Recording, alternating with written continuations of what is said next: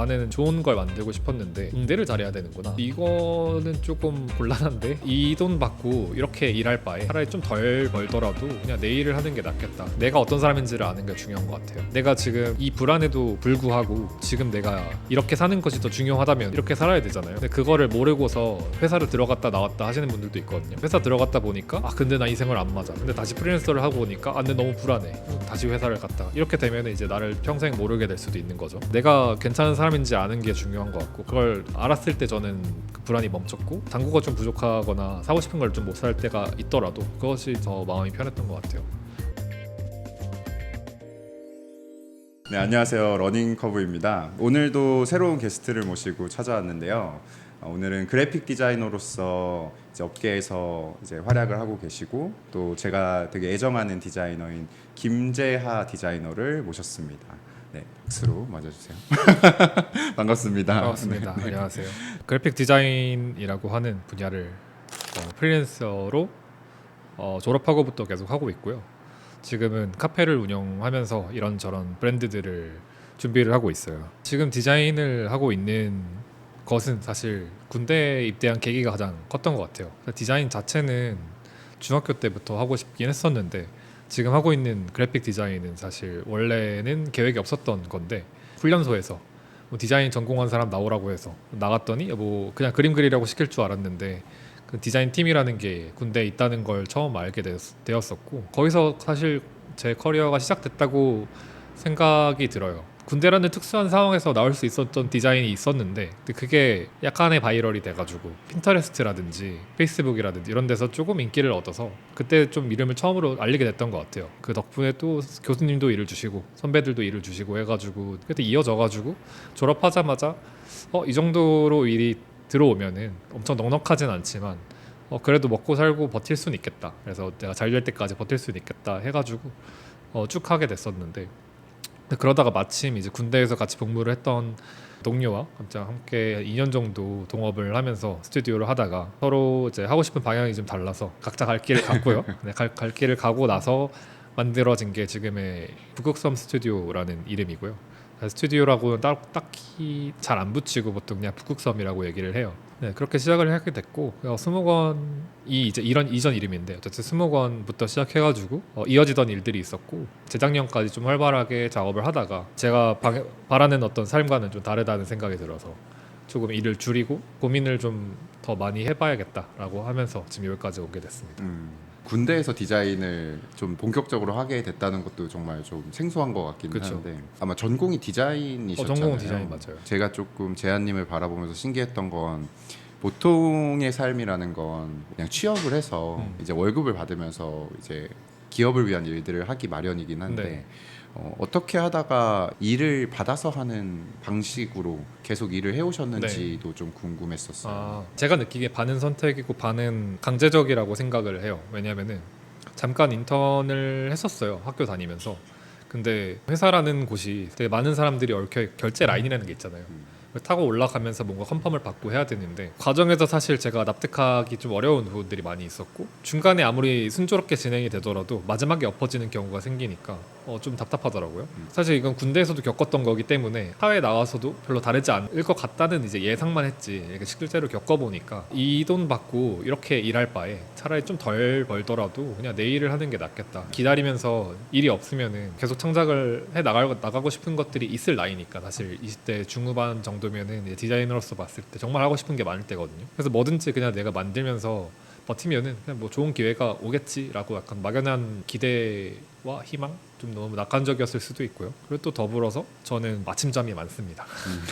그래서 잠깐 회사 다니면서도 뭐 마냥 이제 그 회사 탓을 할 수는 없는 게, 저도 그렇게 성실한 직원이었을까라는 의문도 있고요. 물론 저는 디자인은 최선을 다했다고 생각은 하지만, 성실한 좋은 직원 혹은 동료라고 보기엔 좀 어려웠을 수도 있을 것 같아요. 제 가족력을 보건대 앞으로도 쉽지 않겠다는 생각을 했고요. 지금도 사실 아침에 일어나는 게 가장 어렵습니다. 그런 면에서 봤을 때도 그냥 혼자 하고 내가 지킬 수 있는 페이스로 작업을 하는 것이 나를 위한 길이기도 하고, 어디 소속돼서 일했을 때 그들에게 끼칠 피해보다는 이게 낫겠다라는 생각도 했던 것 같아요. 회사에서 잠깐 일했을 때나 아니면 군대에서의 디자인을 했을 때 네. 어떻게 보면 재한님이 디자이너로서 추구하는 방향이 아니게 됐을 때 가장 좀 동기부여가 떨어지는 포인트가 어떤 포인트인지 좀 궁금해요. 그러니까 내 천직이라고 생각이 드는 거는 뭔가 잘못되어 있는 걸 봤을 때 내가 더 잘할 수 있을 것 같은데 약간 이렇게 약간 생각이 들 수 있는 분야를 찾으면은 그것이 너의 천직이다 이런 얘기들이 좀 돌아다니는 것 같아요. 저도 그랬어요. 사실 디자인을 시작하게 된 것도 그렇기도 했는데 이제 디자인을 해 나가면서도 클라이언트한테 어떤 시안을 제시를 했는데 분명히 그 사람이 말하는 거는 내가 지금 준 시안과 크게 다르지 않은데 거절을 하고 뭔가 마음에 안 든다고 하는 거지. 약간 이런 화가 많았죠. 그래서 사실 되게 많은 디자이너들이 처음에는 좀 그러는 것 같아요. 이게 또 어떤 측면에서 봤을 때는 나의 결과물이 곧 나다라는 어떤 그 나의 작업과 나를 분리할 수 없는 그런 모습에서 나오는 거기도 하지만 이제 나중에 깨닫기로는 디자이너는 디자인을 잘하는 것보다 서비스직처럼 좋은 서비스를 제공하는 것이 더 좋은 디자이너로서 각인이 될 수 있는 길이라고 생각을 클라이언트한테. 그런 면에서는 디자이너로서는 좀 안 좋았겠죠. 그냥 내가 바라는 결과물이 있고 이게 당신의 말을 들었을 때 내가 내릴 수 있는 결과물이 있는데 근데 사실 그 사람이 무엇을 원하는지도 저는 잘 몰랐으니까.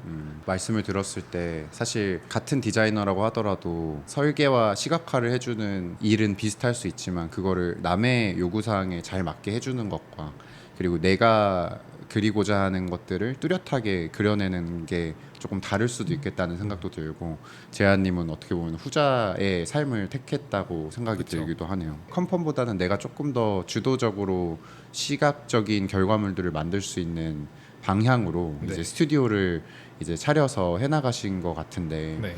그러면 스튜디오도 사실은 클라이언트를 받아서 작업을 하는 과정이잖아요. 그렇죠.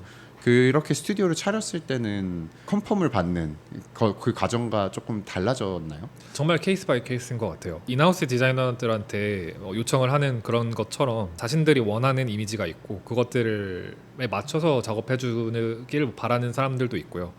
어떤 분들은 디자이너도 한 사람의 어떤 창작자고 같이 협업을 하는 방향으로 갔으면 좋겠다라고 하시는 분들도 있고요. 여러 명이 있는 스튜디오로 그 확장을 하지 않는 이상 프로젝트마다 다른 어떤 접근으로 다가가고 그래서 다른 결과물이 계속 나오게 되는데 그래서 거기에 얽매이지 않고 싶어하는 사람들이 좀 더 많다고 느끼거든요. 저도 좀 그런 편이었고요. 그래서 저는 작업할 때마다 조금씩 스타일이 계속 바뀌었고 그러다 보니까 좀 정형화된 어떤 작업물을 원하시는 분들이 저한테 왔을 때는 난 너의 이런 작업물을 보고 왔는데 왜 생뚱맞은 걸 주냐 이런 식으로 약간 되게 당황하고 또 황당해하시는 분들도 있었고요. 그런 경우에 되게 잘 안 풀렸고 반대로 어떤 결과물이 나오든 저의 어떤 크리에이티비티가 더 중요하신 분들, 김재하 디자이너라는 사람과 같이 일해보고 싶다가 더 중요하신 분들한테는 어떤 결과물이 나오든 더 즐거워하셨던 것 같고요. 근데 대부분 후자가 결과물도 좋았고 반응도 좋았어요. 그래서 대중한테 반응도 좋았고 사실 전자 같은 경우는 실제로도 결과물이 이렇게 잘 안 나오는 경우도 많았고 저도 만족하지 못하고 클라이언트도 만족하지 못하는 경우도 있었고 뭐 반대로 저는 만족 못했지만 클라이언트는 만족하는 경우도 있었고요. 어쨌든 좀 더 존중해 주시는 분들과는 뭐 좋은 작업이 항상 나왔던 것 같아요. 나의 주관과 크리에이티브가 주도적으로 들어가지 않은 작업들이 한 번씩 쌓이기 시작하면 그게 나의 어떤 레거시가 되고 또 그거를 바라보면서 또 다른 클라이언트들이 왔을 때 더욱더 내 색깔을 잃어갈 수 있다는 게 맞아요. 되게 공감이 되는 말이네요. 관성이 정말 그 멈출 수가 없게 되는 네. 게 있어요. 그래서 사실 지금 제 개인 인스타 계정에 있는 작업들은 싹 내렸거든요. 왜냐면은 김재하 디자이너가 하는 작업이라고 인식된 게 이미 있어버리니까 이제 그것만 보고 오시는 분들이 계속 있어가지고 근데 저는 더 이상 그렇게 작업을 하지 않는다고 말씀을 드려도 결국에는 그쪽으로 계속 가게 돼요. 이런 느낌으로 해주세요, 저런 느낌으로 약간 레퍼런스를 이제 수정 요청할 때 주시다 보니까 과거의 나의 레퍼런스가 또 다른 그 크리에이티브의 어떤 뭔가 방해가 되지 않게끔 한다. 네, 그래서 저한테도 약간 디자인 디톡스 같은 느낌이고 다른 클라이언트나 이제 잠재적으로 저한테 제 작업을 보시고 일을 주실 분들한테도 김재하 디톡스를 약간 시켜드리는 그런 느낌이라고 저는 생각을 해요. 실제로 주변의 주니어 디자이너 분들한테도 네. 취업 과정에서 혹은 포트폴리오 준비 과정에서 재한님의 그런 뭐 클래스를 들었다는 친구들을 몇 명을 봤었어요. 그래요? 네. 그래서 확실히 이런 디자이너 분들 사이에서는 특히 주니어 디자이너 분들 사이에서는 나의 어떤 생각을 시각화하는 과정에 대한 인사이트를 많이 네. 재한님이 주고 계신다는 느낌을 받았는데 네. 뭐 저는 이제 디자이너가 아닌 입장으로서 재한님이 실제 작업을 할 때 어떤 방법과 어떤 과정을 통해서 생각을 시각화하시는지도 궁금해요. 강의를 할 때나 어떤 시각화 과정을 설명을 할 때 항상 빠지지 않고 사실 제시하는 어떤 레퍼런스가 있어요. 그게 뭐냐면은 이거는 디자인의 분야라기보다는 순수 미술의 분야에서 기초 단계에서 많이 하는 어떤 비유인데, 예를 들어 사과를 그린다고 쳤을 때 내 앞에 놓인 사과를 두고 그린 사람 있다고 치면은 이제 그 사람이 그린 사과를 보고 다른 사람이 그리고 반복하다 보면은 그 디지털 세상에서 이미지가 돌아다니다 보면 열화가 되잖아요. 그러면은 원래 형상과 알아보기 어렵게 되던지 디테일이 많이 상하던지 이런 경우들이 생기는데, 이게 실제로도 일어납니다. 이게 실제로도 그 데이터가 열화가 되기 때문에 처음 사과를 보고 그린 사람은 그 사람이 보는 어떤 특징이 있기 때문에 그걸 더 크게 잡아서 그리게 되는데, 그 다음 사람은 많이 생략된 데이터를 내가 받게 되는 거잖아요. 그러다 보니까 계속 생략 되다 보면은 어느 순간은 되게 밋밋하고 이게 사과인지 뭔지 약간 배라고 해도 믿을 것 같은 그런 형태가 될 수도 있단 말이죠. 이 레퍼런스를 이제 많이 이제 얘기를 하고 주의를 주는 편인데, 그 이유가 주니어든 시니어든 사실 뭐 디렉터급이나 똑같은 것 같아요. 레퍼런스를 보고 디자인을 시작하시는 경우들이 되게 많아요. 근데 레퍼런스를 보고 시작하게 되면 그런 식으로 이제 되거든요. 결국에는 100명이 본 레퍼런스 하나를 보고서 작업을 했다고 하면은 꽤 열화된 이미지가 나오게 되는 거라고 생각을 해요. 뭐 특출난 경우에는 그걸 보고도 뭔가 또 다른 이미지를 만들 수가 있겠죠. 물론 그렇다고 해서 그 열화된 이미지가 나쁜 이미지라는 건 아니에요. 근데 그 이미지들이 그 오리지널리티가 더 떨어지고 뭔가 나의 개성이 더 담길 수 없게 되는 그 현상을 실제로 수업을 할 때는 또 특히 얘기를 하는 이유가, 주니어 때는 더 알고 있는 게 없고 어떻게 시각화를 해야 되는지 모르니까 레퍼런스를 보고 자꾸 작업을 하니까, 그래서 레퍼런스를 보지 않고 이제 텍스트를 기반으로 작업을 하는 그런 방법을 많이 알려드리려고 하는 편입니다. 시각적 레퍼런스를 갖고 따라가는 게 아니라 담아내야 될 의미와 그 에센스를 먼저 논리적으로 만든 다음에 그거를 시각화하는. 아직 이미지로 표현하는 게 익숙하지 않은 사람들은 사실, 근데 말은 항상 하잖아요. 그러니까 나한테 가장 익숙한 언어가 말이니까 시각적인 것도 언어라고도 얘기를 하거든요. 시각 언어라고 얘기를 하는데, 나한테 익숙하지 않은 언어니까 내가 익숙한 언어를 먼저 만들어 놓고 그거를 번역이라는 또 용어도 쓰는데, 시각적으로 번역을 해라, 이런 식으로 얘기를 해요. 그래서 시각 번역을 하는 어떤 이 프로세스를 더 중시를 하는 거죠. 재한님의 작업을 보면 이게 그래픽 디자인을 하면서 뭐 나올 수 있는 어떤 포스터나 뭐 앨범 자켓이나 이런 작업들, 뭐 책 표지 같은 아트웍 작업들이 되게 많으신 것 같고, 또 보다 보면은 시각적인 메타포를 사용하시는 방식이나 또 되게 중요하게 생각하는 부분이 약간 타이포그래피인 것 같다고 느꼈어요. 네. 재한님의 작업물에 있어서 제일 중요하게 생각하는 부분들이 있는지나, 그리고 또 타이포그래피는 그 안에서 어떤 의미를 갖는지도 네. 궁금합니다. 음식의 비유가 생각이 나는데, 예를 들어 스테이크를 굽는다고 했을 때 그냥 구워가지고 올려놓으면은 스테이크가 예쁘든 안 예쁘든 결국에 접시에 올려놓으면 그냥 스테이크인 거잖아요. 근데 타이포그래피는 그 위에 올라가는 가니쉬 같은 거라고 생각합니다. 가니쉬가 사실 이 플레이트의 그 완성도와 미적인 어떤 수준을 결정을 하잖아요. 근데 타이포그래피도 어떤 서체를 쓰냐에 따라서 이미지가 조금 허술할지언정 그 허술함이 납득이 되게 만들 수 있는 게 타이포그래피라고 해요. 그래서 생각을 하고 실제로도 그런 식으로 많이 업계에서 활용을 하고 있어요. 왜 그러냐면은 그 언어잖아요. 이제 한글을 베이스로 하는 거니까 시각적인 측면에서 봤을 때 아침에 일어나서부터 자기 전까지 우리는 언어의 글자들을 이제 보게 되잖아요. 그러니까 우리한테 가장 익숙한 글자들이란 말이에요. 그래서 이 글자들을 봤을 때 그냥 언어로 인식되는 게 아니라 이게 다른 형태를 가지게 될 때 밀도라든지 이질감 이런 것들이 되게 훨씬 배가가 돼요. 그래서 뭐 사과를 아무리 뭐 비틀고 어쩌고 한다고 해도 정말 그걸 예술적으로 표현하면 또 다르겠지만, 사실 디자이너는 그렇게까지 예술적으로 표현할 수 있는 사람이 저는 많지 않다고 생각하거든요. 예술적으로 표현할 수 있는 사람이라고 하면은 그 사과조차도 아무 타이포그래피가 없이도 되게 잘 만들 수 있겠지만, 그렇지 못한 많은 사람들한테 타이포그래피는 내가 만든 디쉬의 어떤 퀄리티를 결정할 수 있는 유일하기도 하고 어떤 마지막 보루이라고 생각합니다. 그러면 일종의 시각적으로 표현하고 이제 담아낼 수 있는 것의 한계를 타이포로서 더 뭔가 탈피하거나 의미를 줄 수 있는 의미라고 생각하면 되겠네요. 근데 사실 근데 궁극적으로 봤을 때는 이미지 타이포그래피를 다 떼고 봐도 얘는 충분한 어떤 이미지가 돼야 된다가 이제 궁극적인 목표긴 한데, 사실 처음부터 첫 술에 배부를 수는 없으니까 단계 밟아 나가야 되는데 그걸 타이포그래피로 처음에는 좀 할 수 있다. 약간 이런 느낌이라고 생각하면 될 것 같아요.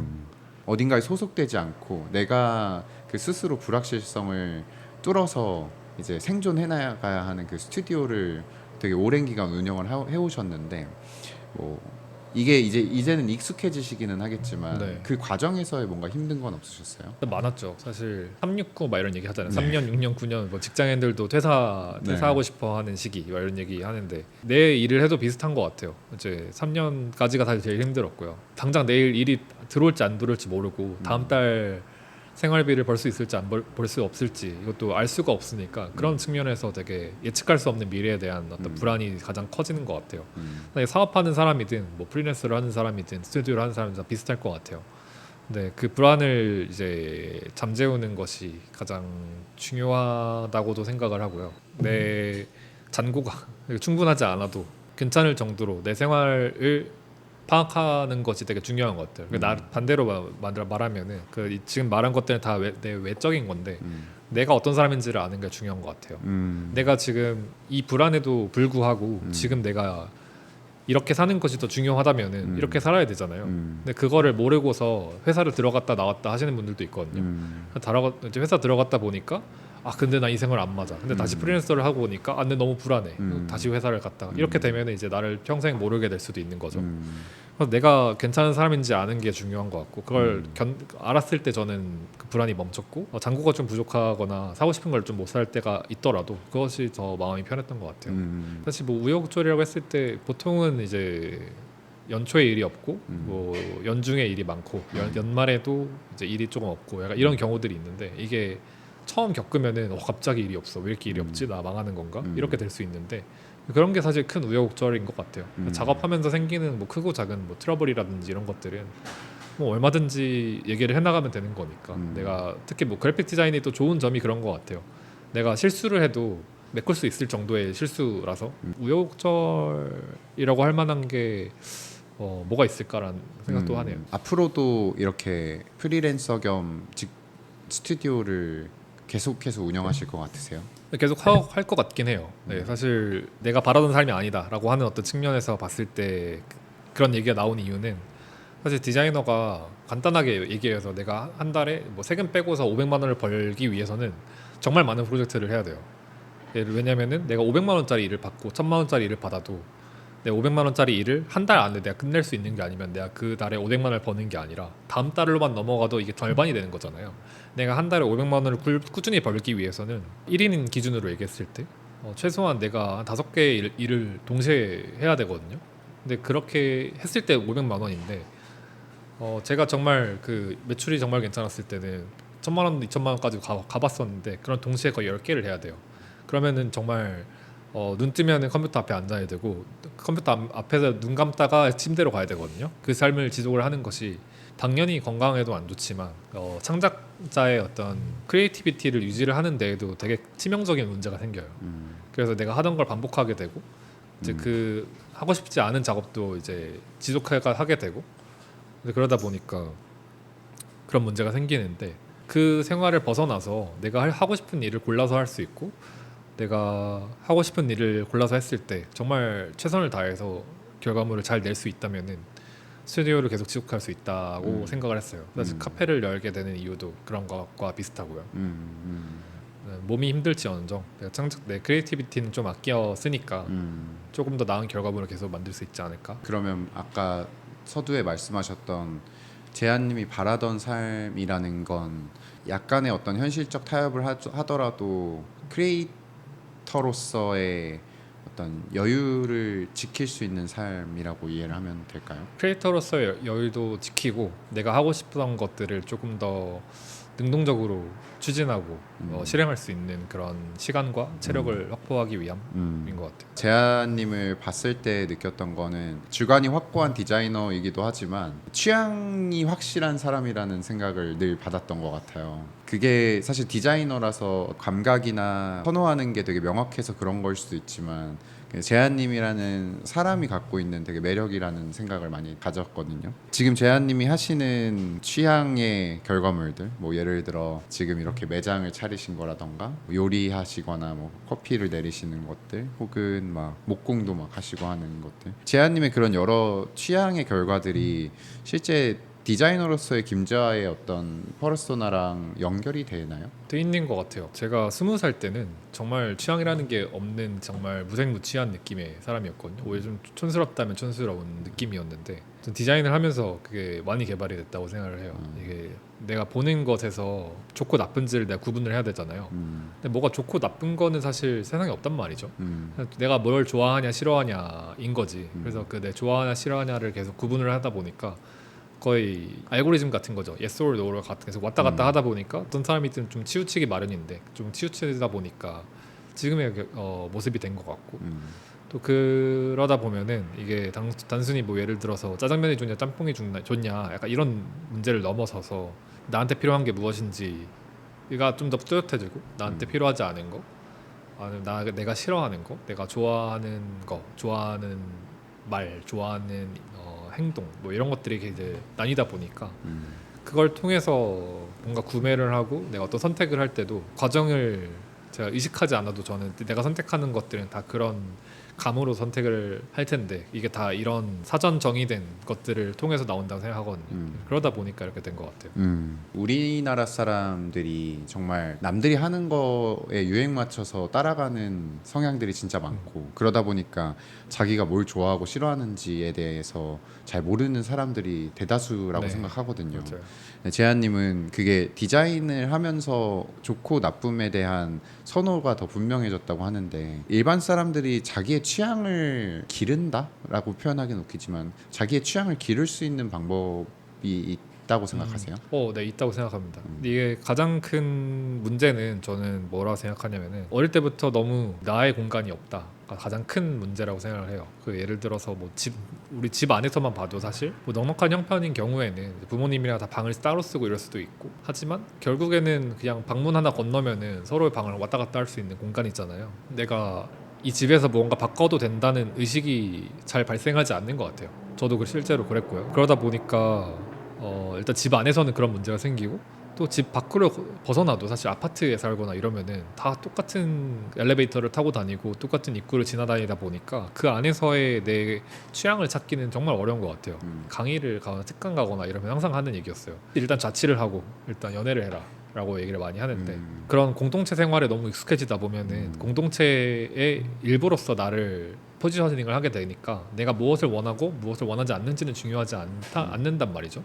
그래서 이거를 극복을 해야지만 나의 취향이 생길 수가 있는데 근데 이거는 물리적인 공간을 넘어서 어떤 사회에서도 나의 직장에서도 나를 자꾸 이 안에서 살아남는 사람으로 자꾸 포지셔닝을 하게 되면은 거기서 살아남기 위해 그 사람들과 어울릴 수 있는 일들 멀어지지 않기 위해서 하지 않는 일들이 생긴단 말이죠. 뭐 사회생활 제대로 안 해보는 사람이 그런 얘기를 하는 게 좀 웃긴 것 같긴 한데 일단 그런 환경에서 있더라도 나를 좀 그 사회적 자아와 나의 독립적인 자아를 좀 분리를 해야 되는 것 같아요. 근데 그러기 위해서 해야 되는 게 자취하는 것과 연애하는 것. 그래서 연애할 때도 보통은 이제 남자들이 취향이 더 적다 보니까 여성분들이 뭔가 하자고 하면은 그래 가자 이렇게 하면서 그냥 자기 취향을 잘 드러내지 않는 경우들이 많은 것 같은데 사실 뭐 반대의 경우도 분명히 있을 수 있고요. 그래서 어느 경우든 나를 좀 더 드러내고 내가 좋은 건 좋다 싫은 건 싫다 아니면은 나 이런 건 싫은데 이런 건 어때? 라고 제안할 수 있는 어떤 조금 더 노력하는 거 이런 건 좋은데 뭐 이런 건 싫어? 약간 이렇게 제안할 수 있는 그런 것들 그런 것들이 쌓여가지고 나의 취향이 만들어지는 것 같아요. 취향의 부재를 공간이 없어서다라고 생각하는 관점이 되게 놀랍기도 하면서 되게 공감도 많이 되는 것 같아요. 취향이 생기려면 자취를 해라 이것도 되게 말이 되는 것 같아요. 네. 사실 해외를 보면 막 우리가 흔히 보는 막 헐리우드 영화 같은 것들 보면 막 방에 막 뭘 꾸며놓고 뭐 그 하는 그 모든 과정들이 사실 개인의 취향이 반영되기 마련인데 사실 우리나라 같은 경우에는 진짜 다 같이 밥 먹는 문화에 네. 막 집도 좁고 이러니까 그런 과정 속에서 내가 사회에서 뭐 꼭 1등을 해야 돼, 뭐 무슨 대학에 가야 돼, 이런 되게 동질화된 그 모든 과정들이 사람의 취향을 거세시키는 것 같다는 생각도 되게 공감이 많이 되네요. 그래서 말씀하셨던 다를 수 있는 용기가 취향을 이제 만드는 어떤 시발점이다 이런 것도 되게 재밌는 관점인 것 같습니다. 재한님이 되게 취향이 그래서 많잖아요. 네. 뭔가 좋아하시는 그쵸. 것들이 많잖아요. 맞아요. 그것들 간단하게 한번 소개 좀 해주시겠어요? 일단 그 약간 연대 순으로 좀 얘기를 하면은 저는 그 자취를 시작한 게 2016년이에요. 그때 처음 이제 집을 나오면서 밥을 먹어야 되니까 근데 그때부터 요리를 시작했어요. 일단 집에서 이제 우리 부모님이 해주시는 밥과 내가 하는 밥은 천지 차이잖아요. 처음 이제 집 나와서 밥을 하면은 근데 좀 더 맛있게 먹고 싶으니까 그리고 다행히 저는 그 외가 쪽이 정말 요리를 다 하나같이 다 잘하세요. 그 외할머니 같은 경우에는 그 요리로 그 건물 세우신 분이어가지고 네. 그래가지고 그 좋은 미각을 타고난 것 같아요. 네. 이 맛이 아닌데라고 하면서 뭔가 양념들을 자꾸 사가지고 뭔가 더 만들어 보다 보니까 요리도 이제 계속 성장을 한 것 같아요. 그래가지고 지금은 6명이 와도 코스 요리를 할 수 있을 정도로 스킬이 많이 숙달이 됐어요. 그래서 되게 제가 좋아하는 취미 중 하나고 친구들 데려다가 약간 배 터지게 먹여서 네. 기어 나가게 만드는 것도 제 취미 중 하나고요. 네. 친구들이 모였으면은 사실 그 순간을 기록하는 게 되게 좋잖아요. 그런 측면에서 사진도 뭔가 조금씩 더 많이 찍게 되는 것 같아요. 친구들과 많이 이제 돌아다니거나 집에서 만날 때도 뭐 어떤 음식을 먹고 어떤 친구들이 모여서 이제 어떤 얘기들을 했는지는 뭐 담기지 않지만 어쨌든 그런 기록들을 남기는 것에 더 매력을 계속 느끼게 됐어요. 그래서 한 2009년쯤부터 좀 카메라를 본격적으로 사가지고 정말 많은 사진을 계속 찍고 있어요. 저 대단한 작품 사진은 아니지만 일상을 잘 기록하고 그 안에서 조금씩 더 예술적인 표현을 어떻게 할 수 있을까도 항상 고민을 하고 있고요. 지금까지 찍은 사진이 그래도 못해도 7, 8만 장은 되는 것 같아요. 네. 네, 거의 한 달에 거의 1000장 이상씩 찍고 있어가지고 네. 저희 카페가 주말에는 8시까지 운영을 하는데도 8시에 마감을 하고 이제 다음날 위에 프랩하고 집에 가면 한 11시, 뭐 10시, 11시 넘는 경우들도 있는데 그래도 2-3시간씩 막 보정을 해 나가면서 계속 사진도 공부를 하고 있거든요. 사진 공부도 하고 뭐 유튜브 보면서 다른 사람들은 어떻게 사진 찍는지 이런 것도 계속 공부를 하고 있어요. 그래서 그런 부분도 되게 재미가 있고요. 친구들이 오면 친구들 앉을 곳이 필요하고 음식을 얹을 책상도 필요하게 되잖아요. 그것뿐만이 아니라도 사실 저도 집에서 이런 가구가 필요한데 저런 가구가 필요한데 근데 왜 이런 용도의 가구는 없을까? 예를 들어서 어떤 쓰레기통을 산다고 해도 이 쓰레기통을 좀 더 안 보이고 깔끔하게 수납하기 위해서 수납 공간을 가지고 있는 가구를 사고 싶은데 없는 거예요. 만들어 볼까? 그래서 이제 하다 보니까 목공을 또 시작하게 됐어요. 근데 사실 저는 좀 세상을 좀 만만하게 보는 경향이 있어가지고 뭐든지 그냥 자르고 붙이면은 되는 거다 뭐든지 그렇게 생각하는 편이에요. 나무도 그렇고 종이도 그렇고 뭐 천도 그렇고 그래가지고 목공을 이제 뭐 타카 하나랑 뭐 샌딩기 하나 사가지고 시작을 했었고요. 제일 처음 만들었던 게 그 프린터 스탠드였던 것 같아요. 프린터 스탠드 만들고 뭐 아니면 쓰레기통 수납할 수납장 만들고 뭐 친구들도 막 예를 들어 LP 수납장 같은 거 필요한데 혹시 만들어줄 수 있냐 해가지고 이제 돈 받고 만들어주고 친구들 테이블 뭐 수납장 만들어주다 보니까 좀 스킬이 쌓여가지고 이렇게 카페에 있는 가구들도 만들 수 있게 되었고요. 가구도 만들었고 이제 뭐 음식도 대접하고 하는데 이제 그럼 후식이 필요하지? 그러면 커피를 내려볼까 하는데 어디 사오기도 좀 애매하고 전 아메리카노를 안 먹거든요. 그래서 필터 커피를 처음에 시작했어요. 그러다가 근데 라떼도 먹고 싶네. 그러니까 에스프레소도 해보고 근데 에스프레소 좀 어렵다. 그래서 좀 밀어놨다가 필터 커피만 하다가 이제 이사하면서 머신도 좀 좋은 거 사보고 하다 보니까 맛있잖아. 그래서 라떼만 먹었어요.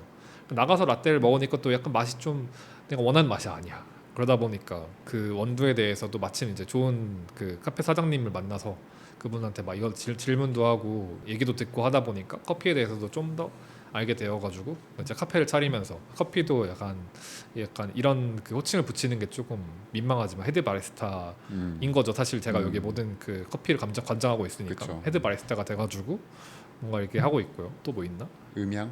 음향. 제가 사실 원래 음악을 하고 싶었습니다. 아.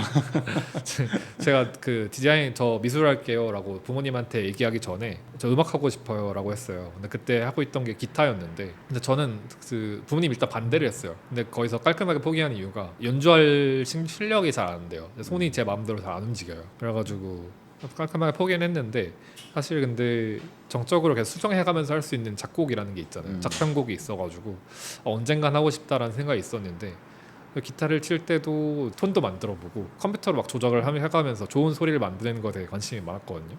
그때 제 귀가 많이 발달을 한 것 같아요. 그러다 보니까 그날 날씨에 따라서도 미세한 톤 변화가 계속 생기는 거예요. 그런 걸 막 조절하고 하다 보니까 스피커의 위치라든지 스피커의 어떤 특성이라든지 이런 것들에 대해서도 조금은 이제 감각적으로는 이해를 하게 되었고, 그게 이제 이 공간에도 와가지고 좀 더 공간을 입체적으로 들으면서도 배경음악 같지 않게 뭔가 귀에 좀 꽂히게 만드는 그런 어떤 오디오 설정 방법들에 대해서도 좀 더 알게 돼가지고 이렇게 좀 하게 된 것 같아요. 뭐 요리부터 사진, 뭐 가구, 커피, 뭐 음악까지 이게 단순히 그냥 한번 해보는 게 아니라 네. 거의 그냥 끝을 찍어버리는 느낌의 확고한 취향들이 쌓이시는 것 같은데, 네. 근데 들어보면서 공통점들이 다 단순히 그냥 어떤 그러니까 자극을 받아들이는 것만이 아니라 계속해서 뭔가 표현하고 창작하는 일들과 연결이 되어 있는 취향들을 가지신 것 같아요. 네. 요리도 그렇고 뭐 가구도 뭐 내가 원하는 걸 만든다는 거, 뭐 커피도 그렇고 실제 내가 좋아하고 선호하는 것들을 바라볼 때랑 그거를 실제 빠져들어서 만들어 볼 때랑 다른 점들도 있나요? 일단 만들 때 정말 못하는 나를 보는 게 처음에 고통스럽죠. 근데 내가 아무리 못해도 세상에 없는 거잖아요. 그걸 보는 게 즐거운 것 같아요. 사실 이런 취미들이 사실 봤을 때 되게 실용적인데, 저는 근데 이 취미들을 가지면서 또 깨달았어요. 나는 실용적인 것과 벗어날 수 없는 사람이다. 이 실용적인 어떤 분야, 기능적인 것이 없는 것은 할 수가 없다. 그러니까 예를 들어서 어떤 제품으로서 예술을 제가 할 수는 있어도 예술을 할 수는 없는 사람인 거를 깨달았어요. 거기서. 뭐 예를 들어 뭐 뱅크시나 뭐 현대 미술처럼 되게 어떤 의미 중심적이나 뭔가 추상적인 무언가가 아니라 재한님이 하시는 모든 취향들이 결국에 다 손에 잡히고 네. 특정 부분에서 문제를 해결하는 방식의 창작들인 맞아요. 거네요. 나눌 수 있고 또 다른 사람들한테 전달이 되고 될 수 있는 것들. 지금 말씀하셨던 특정 기능적인 문제들을 해결하는 창작 과정들이 재한님의 본업인 디자인과도 맞물리는 부분들이 있나요? 있는 것 같아요. 근데 애초에 디자인이라는 것 자체가 보통은 어떤 문제를 해결하는 경우가 많거든요. 이게 문제라는 게 막 이게 뭔가 잘못돼 있으니까 이걸 고쳐야 된다 이런 느낌이라기보다는 뭔가 필요하다, 그래서 만들어야 된다라는 어떤 이런 문제를 보통 해결을 하는 것 같아요. 그래서 디자인이라는 분야 자체가 그런 특성을 가지고 있어가지고 정말 뗄 수 없는, 제가 디자인으로 흐르게 될 수밖에 없었던 이유가 아닐까. 애초에 저는 이런 특성은 실용적인 것으로서 예술을 하고 싶다라는 어떤 기본적인 욕구가 어릴 때부터 내면에 있지 않았을까라는 생각이 좀 들어요. 그래서 디자인에서 어떤 측면에서 발현된다기보다는 디자인이라는 분야 자체가 그런 분야라고 생각을 듭니다. 본업인 디자인이든 혹은 취향을 반영한 사이드 프로젝트들 모든 분야에서 어떤 문제를 푸는 일들을 계속 하신다고도 볼 수 있겠네요. 그 설명이 사실 디자인 분야에서 되게 많이 오고 가는 어떤 문장이거든요. 근데 그걸로 약간 충분하지 않은 느낌이 있어요. 그러니까 어떻게 말씀을 드려야 할지는 잘 모르겠어요. 충분하지 않다면 네. 단순히 문제를 푸는 것 이상의 무언가가 담긴다고 네, 보시는 거죠. 맞아요. 교수님이 그런 얘기를 했어요. 그 단순히 문제를 해결할 뿐인 것에 대체 어떤 매력이 있냐, 이런 얘기를 하셨거든요. 디자이너는 그것 이상의 가치를 전달해야 되는 것 같아요. 그거를 나는 어떻게 이뤄낼 수 있을까를 계속 고민해 나가는 것 같아요. 단순히 문제를 일단 해결했어. 그럼 어떻게 더 많은 가치를 전달할 것인가.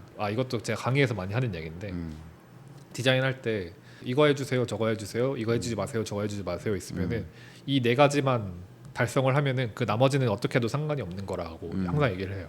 그러니까 이 네 개를 달성하기 위해서 애쓰지 말고 네 개는 빨리 해결하고 나머지를 다 바꿔라. 그래서 약간 문제를 해결하는 것을 넘어서 문제가 아닌 것들까지 바꾸고 싶어하는 그것이 더 이제 의미가 있다고 생각하는 것 같아요. 디자인 자체는 문제를 해결하는 것인데 그 이상의 가치를 더하는 게 약간 그 디자이너의 스타일과 역량일 수 있는 그쵸. 거겠네요. 취향의 연장선에서 이제 디자인을 계속 해오시던 재한님이 지금 이 공간인 카페도 차리게 되셨는데 필요의 방이라는 그 자신의 어떤 주관이 반영된 디자인들을 해오시다가 뭐 물론 이 필요의 방도 그런 공간을 만드셨고, 근데 손님을 맞이하고 뭔가 판매를 해야 되는 상황에서는 또 다른 국면이 일 수도 있을 것 같아요. 뭔가 가장 많이 다른 점은 뭐인 것 같아요? 디자인을 계속 하다 보니까 서비스를 잘 해주는 게 좋은 클라이언트를 만족시키는 길이라고 얘기했잖아요. 이걸 깨닫는 순간 디자인 되게 매력이 떨어졌어요, 저한테는. 나는 좋은 걸 만들고 싶었는데 응대를 잘해야 되는구나. 이거는 조금 곤란한데 제가 만든 것으로 만족시키는 것에는 조금 더 자신이 있었거든요. 그래서 집에 친구들을 초대했을 때도 제가 말을 많이 하거나 이러지 않아도 좋은 음식 만들어서 같이 그냥 나눌 수 있는 자리를 만드는 것에 좀 더 내가 만드는 것이 내가 더 잘하는 일이다라고 생각을 했어가지고, 그래서 손님이 오셨을 때 엄청 막 살갑고 막 설명 엄청 잘해주고 물어보시면 다 설명을 엄청 잘해드리긴 하는데, 이러기보다는 손님도 자기 페이스로 이 공간을 즐길 수 있도록 질문을 할 때까지 좀 기다리고 적극적으로 뭔가 한다기보다는 우리가 할 수 있는 걸 열심히 하자라는 측면에서 있었고, 가구도 되게 신경 써서 다 만들었고 디자인도 해서 만들었고 오디오도 되게 신경 써서 설치를 해놨고 커피도 되게 좋은 커피들로만 다 선별을 해서 했으니까 이런 것들을 더 잘 전달할 수 있는 공간과 환경을 만들면은 손님들도 알아줄 것이다라고 생각을 했기 때문에 손님들한테 좋은 경험을 만들어주고 싶다는 있었지만 개개인한테 어떻게 해야겠다라는 건 잘 없었던 것 같아요. 재한님이 디자인 작업을 할 때와 비슷한 관점이네요. 나는 내가 줄 수 있는 최대한의 좋은 것을 주고 그것을 느끼는 사람의 몫으로 이제 남기는. 네, 오늘 그 그래픽 디자이너 재한님을 만나서 그 디자이너로서의 재한님의 이제 성장 과정과 그 취향이 뚜렷한 창작자로서의 재한님의 이야기를 좀 들어봤는데요.